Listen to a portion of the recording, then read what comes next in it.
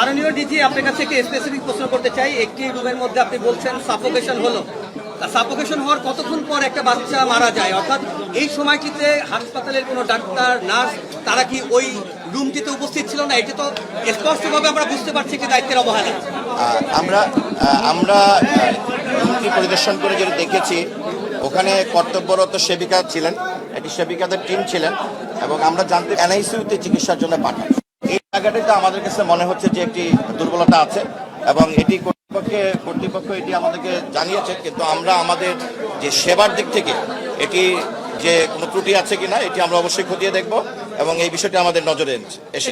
আপনি যে সময়টির কথা বলছেন, যে ভোরবেলার যে সময়টি, এই সময়টির ভিতরে ওখানে যে সেবাপ্রাপ্ত শিশুরা ছিল আর উপরে যে সেবাপ্রাপ্ত এনআইসিইউতে শিশুরা ছিল, এর ভিতরে কোনো গাফিলতি হয়েছে কিনা এটি আমরা কঠোরভাবে আমরা এটি অ্যাড্রেস করি।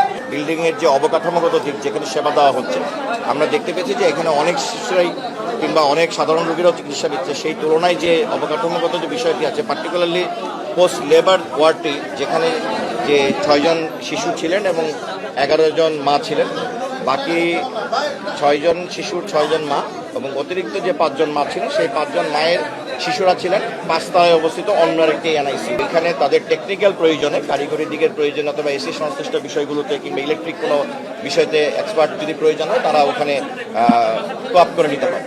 অতএব আমরা তাদেরকে নির্দেশনা দিয়েছি মাননীয় মন্ত্রী মহোদয়ের পক্ষ থেকে, সেটি হচ্ছে যে আগামী 72 ঘন্টার মধ্যে, 3 দিনের মধ্যে ওনারা রিপোর্টটি দিবেন, এবং এই রিপোর্ট অনুযায়ী মন্ত্রণালয় এবং অধিদপ্তর যথাযথ ব্যবস্থা নেবে। এবং এই ব্যাপারে আমি আপনাদেরকে এইটুকু নিশ্চয়তা দিতে পারি, সেটি হচ্ছে যে এই সেক্টরে এই 6 জন শিশুর মৃত্যুর বিষয়ে একদম সরকার জিরো টলারেন্স নীতি গ্রহণ করবে।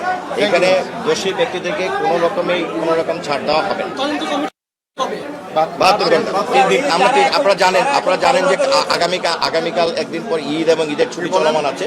তারপরেও আমরা যে কমিটিকে আমরা রিকোয়েস্ট করবো যেন তারা 3 দিনের ভিতরে তাদের রিপোর্টটি।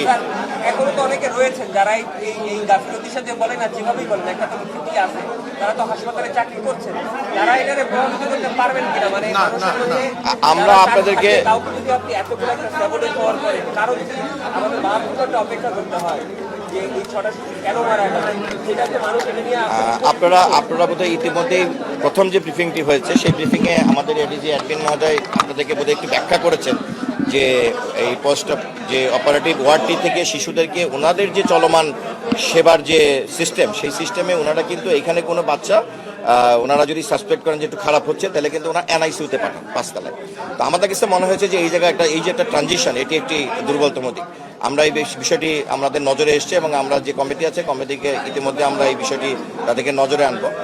হতে পারতো যে ওনারা যদি এখানে চিকিৎসকরা এসে সেবা দিতেন কিংবা ওই সময় যদি আনতে পারতেন, তাহলে হয়তো বা সেবাটি আরো ত্বরান্বিত হতে পারে। এই মুহূর্তে আমরা যা সরজমে দেখে গেলাম, আপনারা জানেন যে এখানে কিন্তু ল এনফোর্স কর্তৃপক্ষ ইতিমধ্যে কাজ করছে, আমাদের একটি সিআইডি টিম কাজ করছে, বিশেষ করে রুমটির কারিগরি দিক এবং অন্যান্য এভিডেন্স তারা জোগাড় করছেন।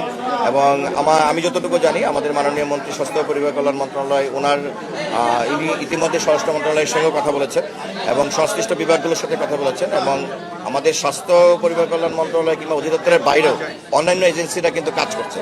সো আপনি যে প্রশ্নটি করেছেন যে কেউ ব্যবস্থা মানে এর আওতায় আসবে কিনা, এটি যেহেতু চলমান, সেটি যদি ওরকম কোনো মনে হয়, তাহলে অটোমেটিক্যালি আমার মনে হয় যে আওতায় চলে আসবে।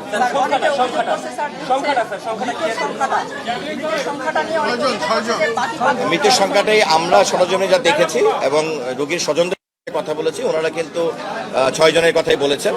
যদি এর বাইরে কোনো আর কোনো অনাকাঙ্ক্ষিত মৃত্যু ঘটে থাকে, আমরা সেটিকে তদন্তের আওতায় নিয়ে আসবো।